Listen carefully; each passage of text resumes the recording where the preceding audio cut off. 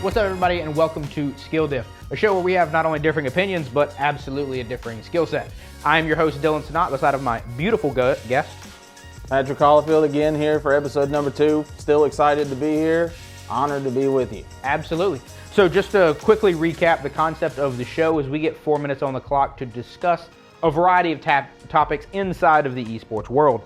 Today we're going to be kicking it off as ESL Season 21 is into Stage 2. The big dogs, they're looking big. They're looking scary. Spirit and Vitality are the first two to move through. What are your quick takes on that? I mean, obviously, those are the two teams that you think would go through. Both Spirit and Vitality have just been dominating the playing field. Donk is just like, he's just so good. He dominates his spray control, everything he does. I mean, he's always dropping what feels like 30 to 40 kills a series. Never fails. Zawu's like the same way. Both of them have like insane fraggers on their team, insane oppers. Everything about them are just so great.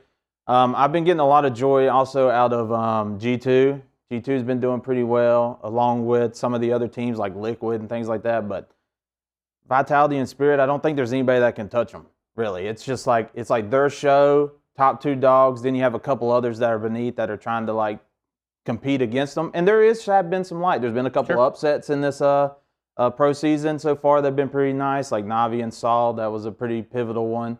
Yep. But all in all, it's just the Spirit and Vitality show. And we're just living in it. I mean, the big dogs got to eat. I mean, like you said, Donk's coming in with a 1.79 KD through the first until they got promoted out, basically. They did not drop a single map, 6-0, perfect sheet, rolling through. I mean, they look disgusting. It is interesting at times because they'll lose a pistol. They'll look a little bit shaky. But then just like you said, you'll have Donk come in. And it's pure domination at times. What's also interesting out of the top 5, we have Zawu and Rops as well, who are both in there, hyping it up, doing a great job, helping carry that team. And then, you know, the fun master himself, Apex, is just, he's just in people's heads. It's a good time. It's fun to watch. It's been so toxic.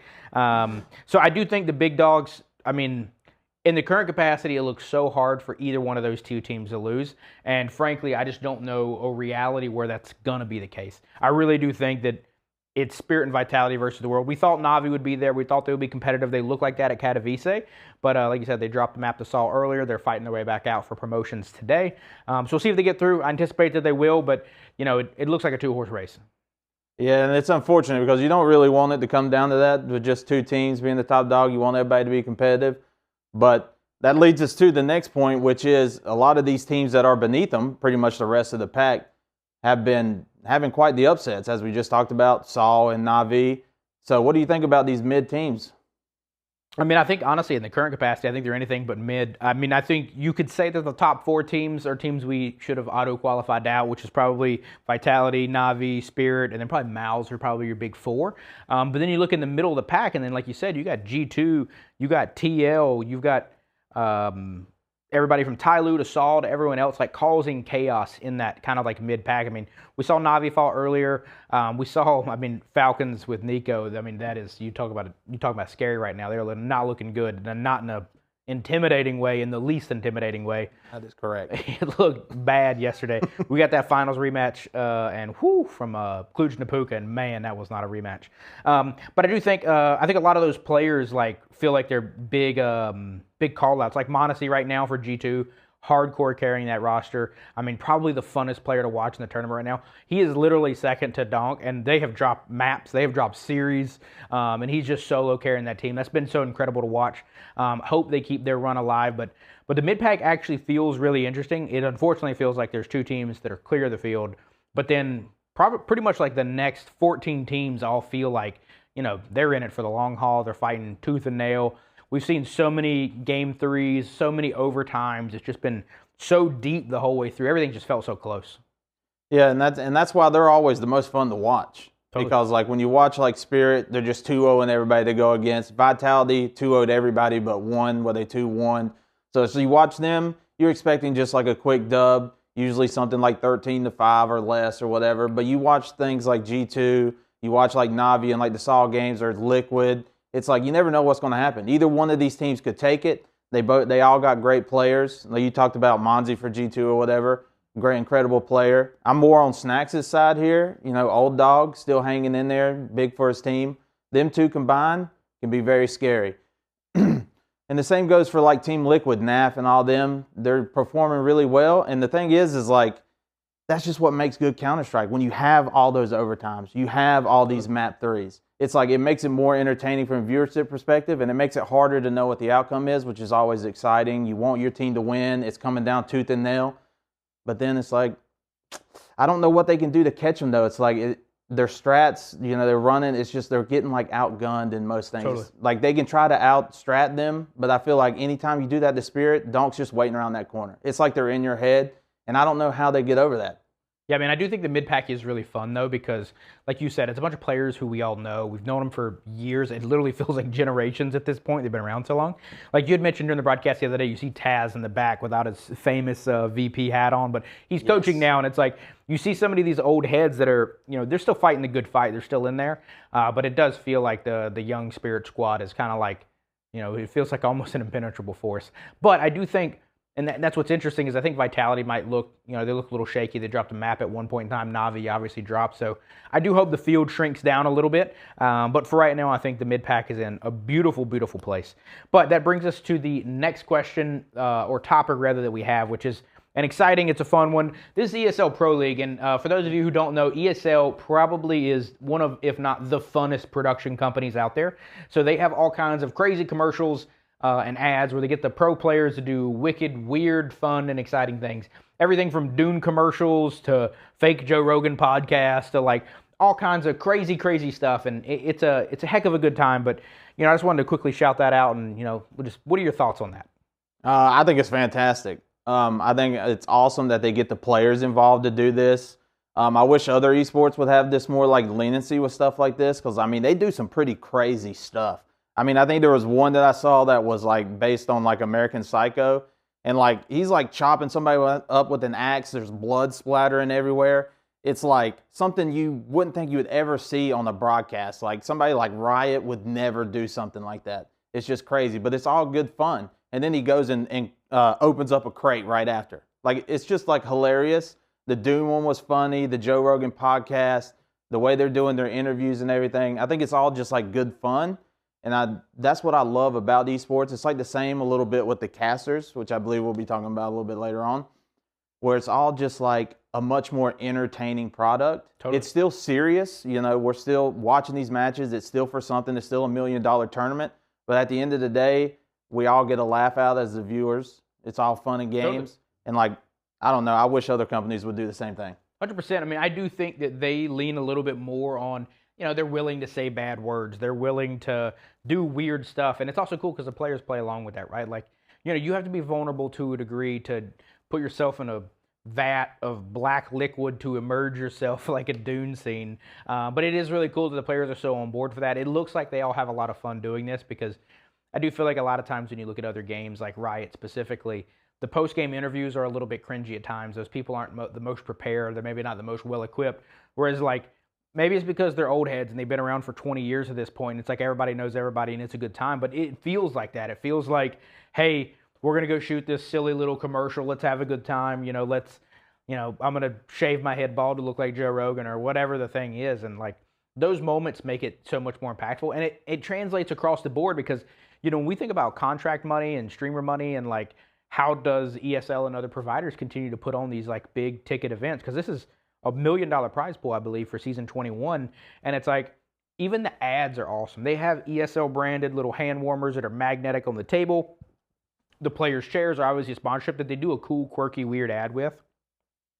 The food sponsor also has weird cuts with the casters. And like, everything is like, I don't know, just feels homey, heartwarming, fun. Like, it's just a generally good time. And like, I don't know, everyone else should learn from it. That's Activision, that's Riot, that's all the other nerds. Like, it feels like it's ESL's world and we're just living in it.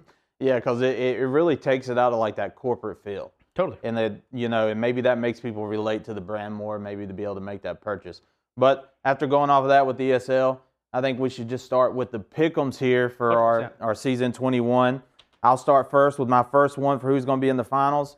I think this is a fairly obvious one. It's Spirit. It's crazy. I would have never guessed. I would have absolutely never guessed. You're going to be blindsided here because mine is also Spirit. I have Spirit going up against Vitality in the end. I do think it's going to be a revenge match from Katowice. I do think my personal opinion is that Spirit is going to win this. Donk is going to secure an MVP. I do think it's going to be off of the back of more counterplay this time. Vitality did a really good job of picking Donk off in the Katowice matchup. I think now they'll try to do a little bit better of trades. He's got a good little opera behind him, so I think they'll try to do a little bit more bait and switch plays like that with Donk. Make him play a little bit more passive. Don't entry frag quite as heavy, especially on those T sides.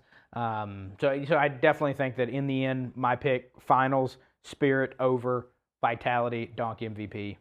It's obvious, not fun, but it is what it is. That's kind of crazy that you say that because my second team is Vitality. Yeah. Obviously, I think like we talked about with the teams that are beneath them, I think they are doing well and stuff, but I just don't think they're quite on that caliber. So it's obviously, I feel like it's going to be Spirit and Vitality, but I think Vitality is going to take this one. I like Zawu, who's been popping off this entire tournament. I know Donk gets a lot of love from everybody, and he drops incredible stats, but Zawu's been doing the same thing. I think he went plus 25 in the Mouse series or whatever, just insane player, popping off. I think they'll probably redo the same kind of strategy they did with Katowice, because the thing with Spirit is I feel like if you lock down Donk, you get rid of him, you're cutting their team skill by about 50%. And that's no disrespect for them. Shiro is really good, Magix, Chopper, all them. They're real good players. But Donk is clearly the all-star, and I think Vitality just has that slight edge. You just lock them down, you're good to go. It does feel like they're the better team, but that Donk is bad, man. He's deadly. He's deadly. Moving on to the next one is Dark Horses. We wanted to pick two different Dark Horses, which are teams that we think were not in the top four. We're going to see how far that they can get into this bracket. My first Dark Horse is going to be G2, and that's going to be on the back of Monacy. I mean, the kid has been playing incredible. I mean, he's literally second only to Donk so far in the tournament, or so far in the regular season, rather. And, I mean, it's been insane to watch that guy play. I could not have imagined going into the tournament that the second most impressive player would have been on the G2 roster. And that's no slight at G2. Normally they play really well as a team together, but, he's setting his name up there for sure. And, for being the youngster that he is, I think he's going to go far.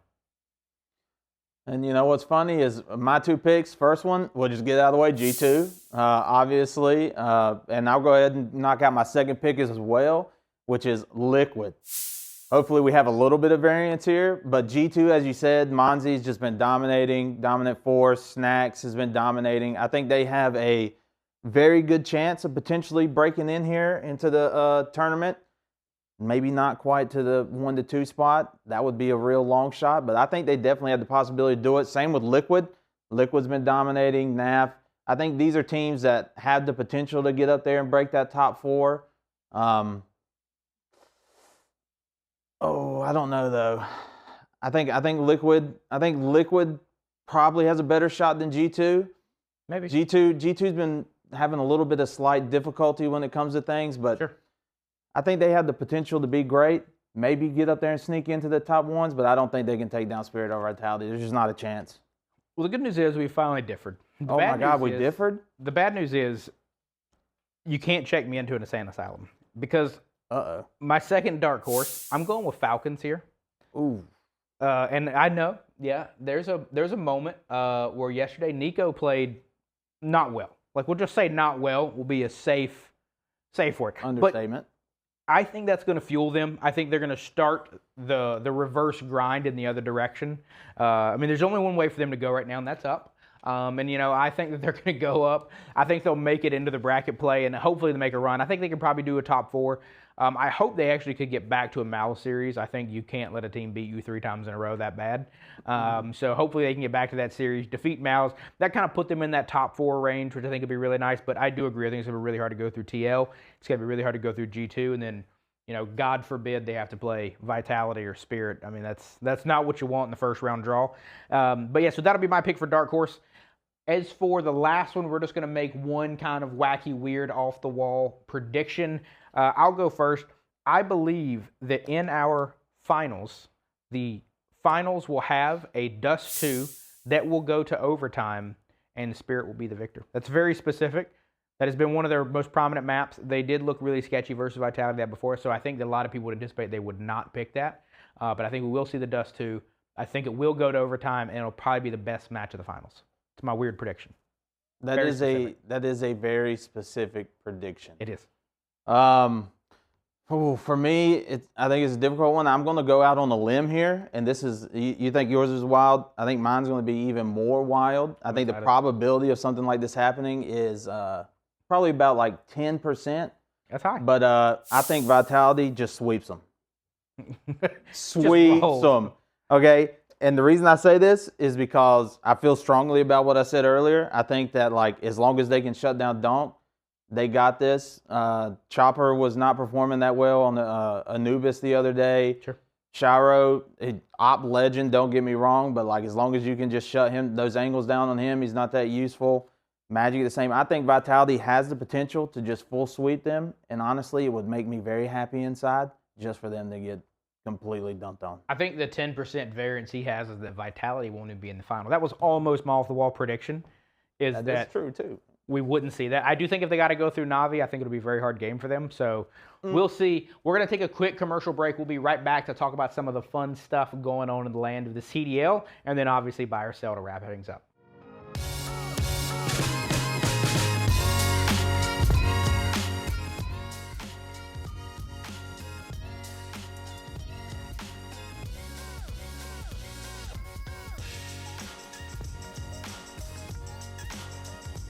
Welcome back to Skill Diff. It is going to be our most beloved topic. It feels like we're going to be talking about this every week for the rest of eternity. What is the current state of Optic?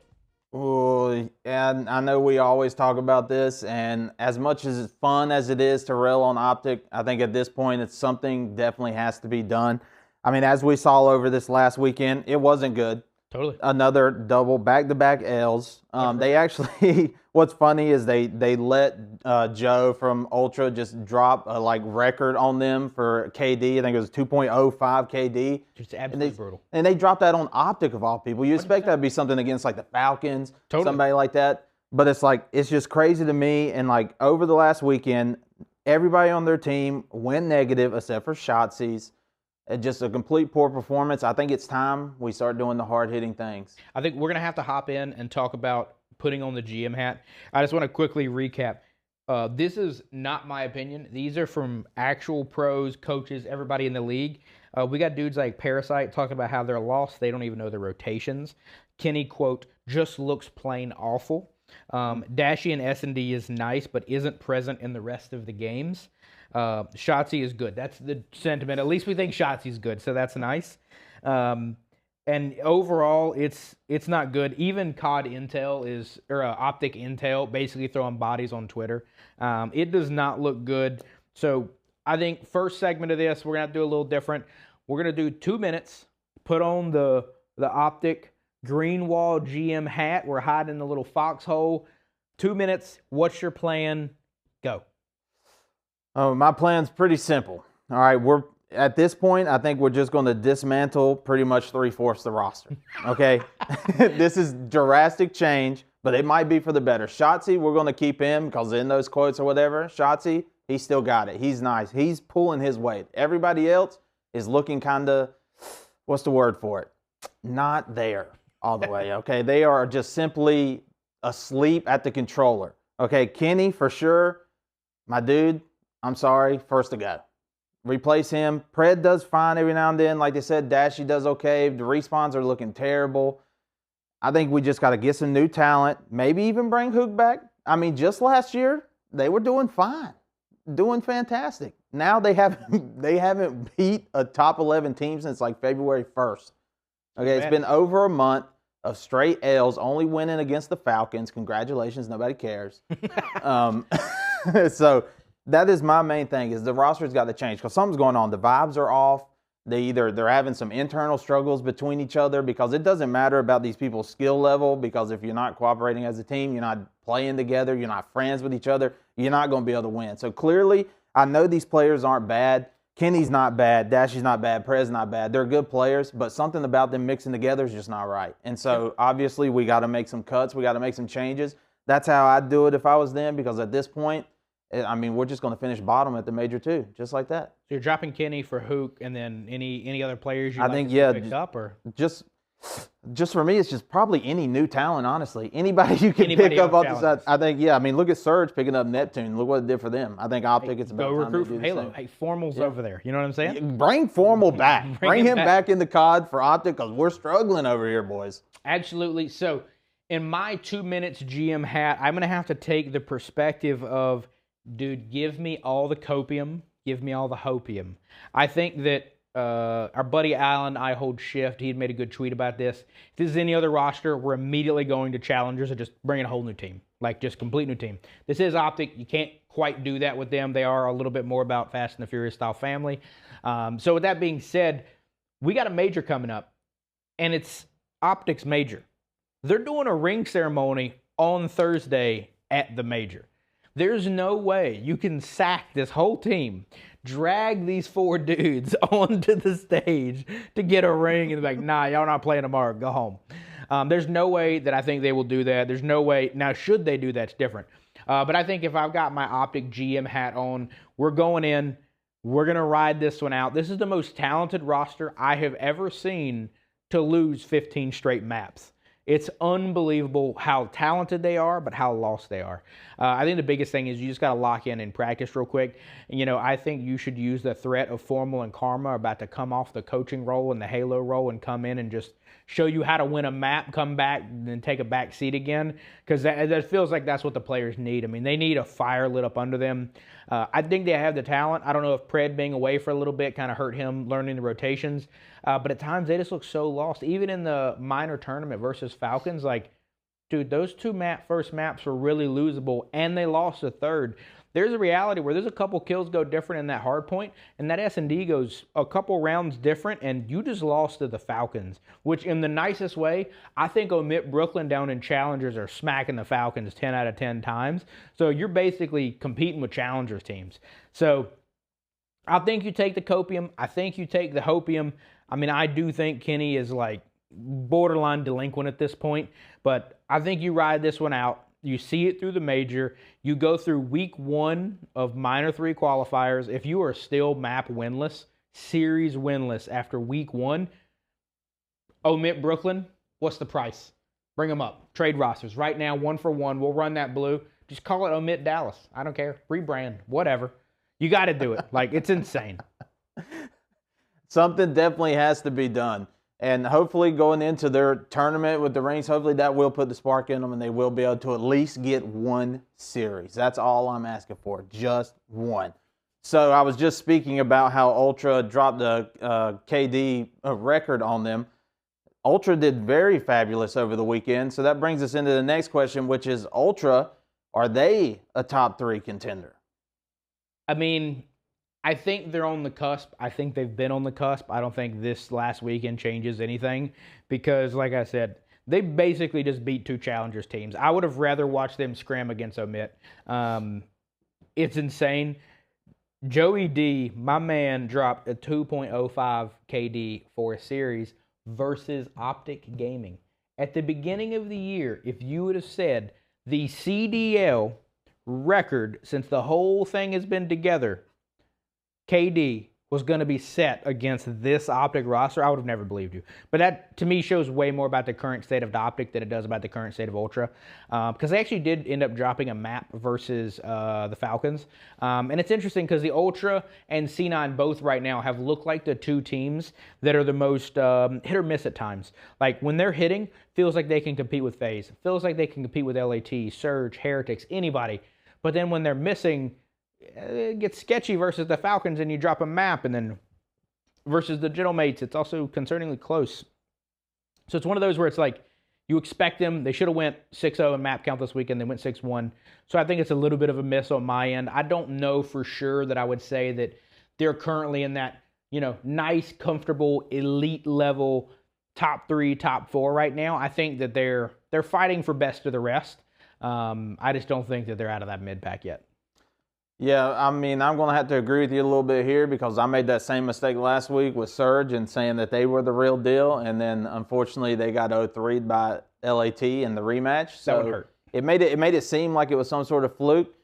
But for me, Ultra, yeah, over the weekend they had a pretty easy weekend, Falcons and Optic. And what's crazy is that they did worse against the Falcons than they did Optic, which is kind of crazy.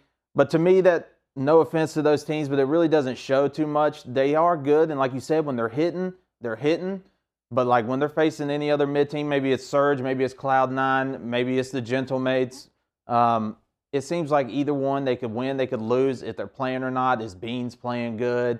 Is he dropping, negative KD, or is he popping off? It's always just like questionable. This is where you don't question that stuff when it comes to like LAT or any of them. It's like they are usually always on, and even if they are slightly off, they're still like outperforming.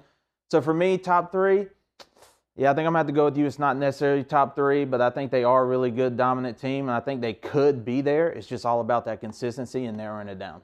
Yeah, I mean, I think the biggest thing that hurts them in full transparency is like last year you had Scrap on your team. You have that like toxicity, chippy, ultra edge. It was ultra AF. Like it felt like, it felt like a movement. It felt like a vibe. It felt like, something to stand for. Like being on ultra meant like, when Zenny was there, Zenny set the foundation of, the methodology of, let's talk crap, let's live it up, let's be loud, rambunctious. And it feels like when they're playing Optic and you got something to play for and you're talking smack and all that other nonsense, like it feels like they're on. Like, Beans beating Optic and then hitting them with the Optic pack is like, that goes hard. And like when they play for stuff like that, it feels like nobody can touch them.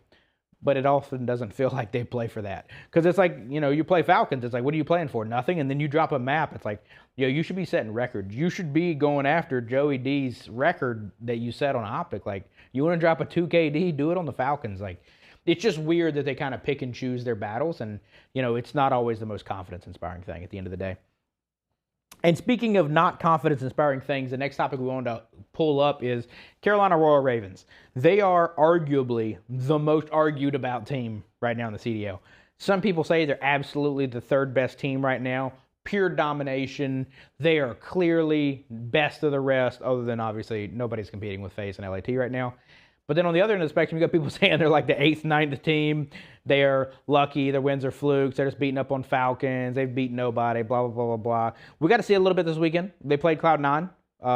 They won pretty clearly. So curious, what are your thoughts on the Carolina Royal Ravens? We're making another Surge-style prediction. We backing off, like best of the rest. What are they? I think they kind of fall into like the same boat as Ultra a little bit, because I think they do have the foundation to be a fantastic team. I mean, as we saw against Cloud9, dominant performance there. Couldn't quite do it against the LA Thieves, but I mean, not many can. And for me, it's just it's the same old story of every other team that's not FaZe or LAT. It's just like consistency. One game, they're popping off, they're dropping massive KDs, they're out-rotating their opponents, they're working as a team, and it's fantastic. And then the next game they go in tomorrow, and they look like they haven't played the game at all. It's like, I don't know if it's just like a vibe thing, if they're feeling themselves, because like Cloud9 is another team that people were like saying is on the uppity up, upcoming team, doing well, and then they just get completely shut down by them. But then they play like the Los Angeles Thieves, and it's like it's nothing. It's like they can only beat these teams that are a little bit lower than them. So I would put them in the top 4, honestly. I think they definitely have the potential. It's more about, like I said, it's all about consistency that a lot of these COD teams seem to not have, is that they can't stay consistent. And if CRR stays consistent, they easily are a top 3 team. Well, I think for starters, if you're branding as CRR, like their name is just a mouthful. Like it probably doesn't even fit on the screen right now. Like it's one of those things where it's like, it's just a whole lot. But I do think when we look at these teams and we look at, how they're currently doing, the interesting, element about it is Gwen can be killer at times. He can be unbelievable at times. TJ Halley can carry you to victory at times against the mid-pack. I don't think that anybody on their team right now is that superstar, is that champion, is that person that you can depend on to get going when you need them to. When it's clutch, you have to win, high pressure, high moments. It does feel to me personally like they've beat up the bad teams. They've occasionally taken maps and wins off the mid-pack teams. But it's like we were praising them in Split 1 when they were beating up on Optic, and it's like we all know now that's probably a joke. So it's tough because when they play a team like FaZe, when they play a team like Ultra, when they play a team like LA Thieves, it's like they just get smacked. And it's like, dude, what are you doing? Like, TJ, where are you at? Gwen, where are you at? Like, can you only do this versus the Falcons? Can you only do this versus Gentlemates? Like, it just feels really messy and sloppy and inconsistent. And, I really feel like, as terrible as it is for the sake of the season, I mean, it's great that we got 2 teams that look real competitive. But we got 2 teams that are real competitive, and then in my opinion, we got the Surge and Heretics trying to kind of fight for that best of the rest, who's getting third kind of spot. And then it's a big blob. And inside of that blob, we got Ultra, we got CRR. Depending on the week, we might have Gentlemates. I don't know. I mean, we definitely don't have Falcons. We definitely don't have Optic right now. So, I mean, we'll see what it looks like moving forward. But for me, I don't think they're best of the rest. I think they're mid of the mid, maybe even bottom of the mid. But we'll see. I mean, maybe Gwen and TJ can become those superstars. They can start getting some more of those clutch moments. They can start showing us that, hey, they are the real deal, that they're capable of winning these things. But right now, I just don't have confidence going into a LAN with them. I don't have confidence going up against big, impactful games. And, hey, hopefully it changed my mind. But that's just how I feel right now. I mean, I agree a little bit. I think CRR definitely is for me in the top 4, but it's just because none of the teams can compete with the top 2. Sure. It really is just that battle for the upper mid of the pack, and I think TJ and crew are definitely more than capable of handling that as long as they stay consistent. And that's going to do it up for the CDL, and now we're going to move straight into our segment called Buy or Sell. I'm going to get a little bit more hyped to bring up the somber mood of all of these mid-pack teams and to just straight, unadulterated, cool, neat, nifty excitement. First thing we wanted to cover is the Sidemen versus YouTube All-Stars. This is a charity soccer match that they try to do annually at this point. It's basically a world phenomenon. I believe it came in with over $4 million raised and over 10 million views, which, dude, that's some numbers. That's competing with actual British Premier League soccer in a stadium that they sold out of 90,000 seats, 100% sold out. That was a good game. That it was. For me, that's an easy buy. It was a fantastic thing to watch. I've been getting clips constantly. It's gone viral. Tons of watching XQC play goalie was something I never thought I wanted to see in my life. Now Sketch was like he was holding his own. He was. He had some nice stops, but XQC on the other hand, I think they might have needed to put him a little somewhere else on the team besides goalie, but my goodness, it made for some moments. The pre-match hand movements. Yeah, the Doctor Strange like into the madness stuff was crazy. All around, it's fantastic to watch, fun to watch, and it's all for a good cause. I mean, you can't ask for anything more than that. 100%. I'm big team buy. The only thing that makes me not a billion% buy is it's crazy competitive every year, which it is insane that the Sidemen are so talented. Like, that group of dudes, and I get it, it's soccer and it's their sport, blah, blah, blah, blah, but like, dude, those guys are so talented. They have done so much cool stuff over the years. Like, and it's one of those to where, like, I even saw Mr. Beast tweet out where it's like he can tell his weight loss journey by this, by the charity matches per year's thumbnail, which is pretty funny, but it's like everything they do feels like it becomes a staple. KSI Goes Boxing feels like it becomes a staple. This match thing feels like it becomes a staple. They kind of like set all these crazy trends where it's like, you know, the Tinder in real life stuff, and like they do all these crazy videos, and it's like, dude, they just don't miss. Everything they do just feels like it bangs. It's, you know, shout out to them. It's awesome. It's also cool to see like the Europe versus US. I know it's technically Sidemen versus YouTube, but to me it feels like EU versus US. I think we need to bring them back over here for like a softball or a baseball or a kickball game. I hope Jimmy puts that on at some point because like we got to win something. I mean, we did win that off of the heels of our lovely streamer extraordinaire. Got a good sue at the end, but big team buy, awesome event. I think the charity links are still up. If it is, we'll put that down in the description for the donation links of that. Again, awesome calls. Both buys. We agree. Agree, 100%. Easy buy. Easy buy. Next thing we're going to hop into is S&D Extraction. Halo has released, we're becoming COD now. We're just going to make S&D. It's probably going to go in the comp scene this year. I think pros are concerned. I think they should be. What's your initial take on this? Oh, this one's kind of iffy for me. It's a real tough one. I think I'm going to go with Sale here, as tough as it is, because I feel like with Halo, it has its own unique game modes. I don't think we need to necessarily be doing some sort of like search and destroy variant for Halo. Do I think it's cool to just have in the game as a playable mode and stuff like that? I think that's fantastic. You can throw anything in there and it can be fun. But for the competitive scene, I think having things like King of the Hill, Oddball, Team Deathmatch, really sums up the nice variety of Halo. I don't feel like we need to add in this one life thing. And I'm just not even sure if it's really going to work really well with Halo. It's a completely different style game. TDK is a lot longer. Yeah. I'm still interested to see how it turns out, though. Yeah, for me, I'm going to go buy. I liked the breakout game mode a ton back in the day. Shoot out into the map, little paintball style, one life. I probably would prefer that over this S&D. This feels a little bit more like a direct rip of S&D.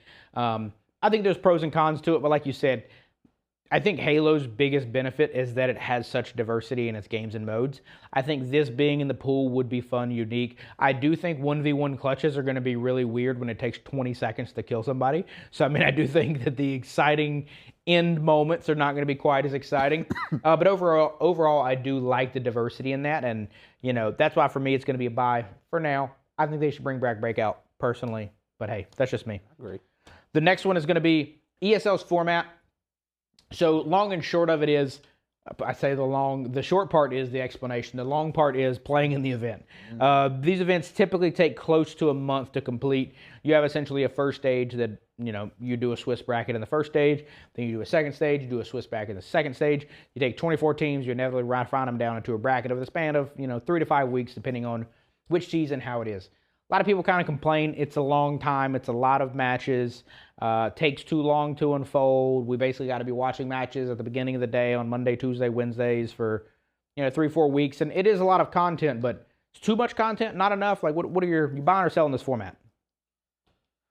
I think that I'm going to sell this format as well. I really don't like the fact that, like, there's so many matches going on at one point. Like, I guess some of these, I guess, are not as essential as some of the others, but I don't like the fact that, like, we have an A and we have a B stream. There's like 8 matches a day. I mean, here at the office we got like multiple TVs taking up multiple different Counter-Strike games, and it's like, how am I supposed to be able to keep up watching this? Like, and that's just from the viewer perspective. That's not even from the players' perspectives of them having to play for like a whole month straight. It just seems like it's a little much. I feel like maybe they needed to like shorten this, like maybe not have the multiple stages, or maybe they just needed to like do these off camera or like off stage, have a little side thing. I think that'd work a lot better because it's exhausting from a viewer and from a player standpoint. It's coming from a person who absolutely loves baseball. 162 games in 168 days. I think this is the easiest buy in the world for me. If you tell 12-year-old little Pat, little Dylan, 12, hey, I just need you to play on Monday, Tuesday, Wednesdays for a whole month straight, you can win $1 million. I think it's specifically $400K for first, I believe. But that's your job. You can do it once a month. That's the coolest job in the world. As a person who likes esports and likes the entertainment and likes the content, I just get more of it. It does make Counter-Strike feel more like baseball, where something is always happening. There's probably not a month in the year. There's probably not more than a 15-day stretch the whole year where you cannot watch good Counter-Strike. And I think that's awesome because, you know, sometimes teams take breaks. You know, they don't participate in ESL or PGL or Blast. So, you know, there's a little bit of rotating cast. So it's a matter of who's at this event. But for me, at the end of the day, it just gives us more volume of content. Now, I do think it's going to get weird because it feels like it's getting into the direction of, oh, well, January is Blast month. PGL gets February. ESL gets March. And then we just keep rotating. So, I mean, I do think that there might need to be a little bit more discrepancy. But they also have different formats, different feels. This is ESL Pro League Season 21. So it's like, you know, we're 21 in at this point. So I think it's good. I think as long as it's ESL with a fun broadcast, like, we don't have any complaints at the office. I'm buying it. I think it's cool. Easy enough buy for you, I guess. Absolutely. So what's not an easy buy for me, and I'm just going to go ahead and say it before I even say the topic, this is the fastest sell I will ever give you. Riot. It doesn't. This is Marvel Rivals. Marvel Rivals had their first ever esports thing over the weekend. It ended up having 15,000 peak viewers. It averaged about 6K for the weekend in terms of viewership numbers. It is a newer esport, so it's obviously not going to be competing with Riot or anything like that. And I'm pretty sure it was a 100K EMEA where you had OG, the Red Bull Esports, playing Virtus Pro. Fnatic were in there as well in the top 3. I don't think the gameplay is the worst. It's just a casual game. Doesn't really excite me. Don't love third-person shooters that much. Anyway, watching pro play of this did not make me more excited to play this game. I can't imagine a reality where this is a competitive esport in 5 years from now. I think the world is going to try to tell me otherwise, but that is why, in the current capacity, fastest sale ever. Marvel Rivals Esports, no. Just no. Just no. And I'm right there on board with you. Big old sale. For me, it's just a casual game. Marvel Rivals is just a casual game. It's fun from a casual's perspective. It's a fun game to play, but when it comes down to the esports side of it, it's just for me, it's not entertaining at all to watch. We've seen the same thing with Overwatch. They flooded all that money into Overwatch. It was a failure. Now we got Marvel Rivals trying to do the same thing. They're trying not to make the same mistakes, but it's going to be that way. There's going to be metas. They're introducing so many characters so rapidly. The meta's going to shift up. We'll probably have like 3 healers, multiple tanks. All these things are not exciting to watch from a viewership perspective. Totally. They may be fun to play, but like as you can see from those viewership numbers, I was honestly expecting it to do a little bit better for its first little thing. Maybe that was just like a marketing thing. It wasn't marketed high enough or not, but like I think it is inevitably going to fail as an esport, but as a video game, I think it'll be around for a little while. I think it's actually going to depend heavily on the esport because when I look at Fortnite, I think, and I do not love Fortnite in any capacity, you know this. Big team, don't love Fortnite. But I think the smartest thing Fortnite did is the magic, euphoria, crazy spectacle that World Cup #1 was with the old great Booga Booga winning that thing. Incredible. Like that was that moment in esports because of COVID, because Fortnite's dominance in the world at the time, like that felt like a peak. But we all knew watching it, it was awful to watch. It was heel-offs in the zone. It was not a good esport. It should never have been an esport. And what did Fortnite do? They said, you're right. We're not going to promote this as an esport anymore. We're still going to do crazy, incredible cool stuff, awesome stuff, crazy stuff. Still make the game awesome. They've still done crazy cool patches and cars and everything under the sun since that moment, but they have definitely stepped back as it is an esport. I hope that Rivals makes the same call because it would be an incredibly stupid hill to die on that you want to compete with Overwatch, who is dying. Like, it's a weird vibe. So, like, again, I do hope that the game does well. I think the concept is cool. I think it has Fortnite potential because, like, it's fun characters. It's things you want to do, people you want to play, and, like, the moments are cool, but, like, bro, this ain't an esport. This ain't competitive. It's weird. It's not. It's straight casual. Speaking of casual, now we can talk about Riot. Over the weekend, or this week rather, is the new League of Legends First Stand, which is its first of 3 events for the year that are going to be international based. Significance of this is they unveiled their new UI, bug, kit, whatever, for these type of events. It's modern. It's new. Twitter's not loving it. Some part of Twitter's loving it. Some part of Twitter's hating it. So buy or sell League's new UI graphics. Insta-buy. This might come as a controversy to my co-star over here, but I personally love everything that Riot does with their graphics for their games from VCT to League.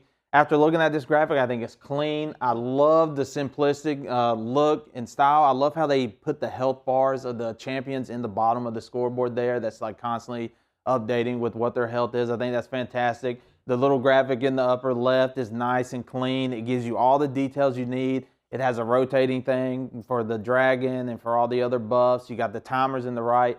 And then when they switch it up on the sides, I think it's very, very clean. View. Yeah, the Valorant view, as you like to call it. I think it is completely clean, looks nice, and I'm a big fan. What about you, though?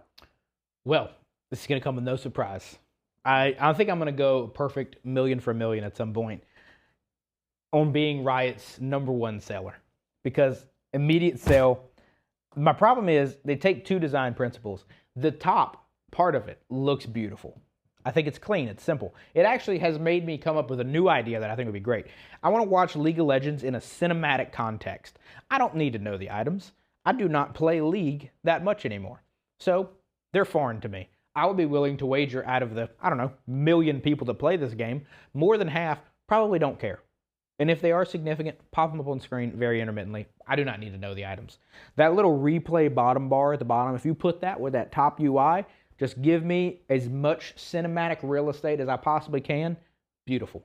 That is something I can get behind. This to me is like, I don't know. It just feels like a weird middle ground of like, it's crazy and it's different, but at the same time, like, dude, it's still the same stuff. I had to explain to you, just like one of our colleagues who is a aficionado of Riot had to explain to me what the rotating little things were up in the top. That's a lot of stuff. There's a whole new thing in River that I can't even pronounce.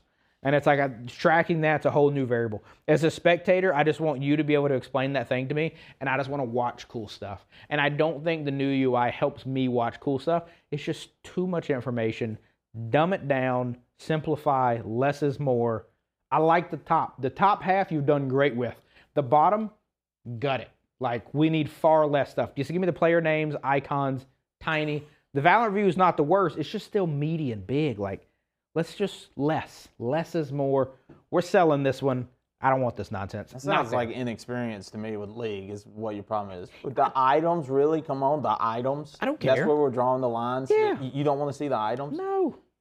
Brother. I don't need that. This man does not watch League. He's never cared about League. Just press R. Just press R. I just want to know that. That's all we need. Speaking of all we need, that's all we need for today's episode. Thank you guys for tuning in. As always, if you got any questions, comments, or cool things you have seen on the internet you want us to talk about in the buy sell, just so, again, we can emphasize crazy takes by this man over here. Let us know down in the comment section below. But thank you guys for watching. See you in the next one. Peace out.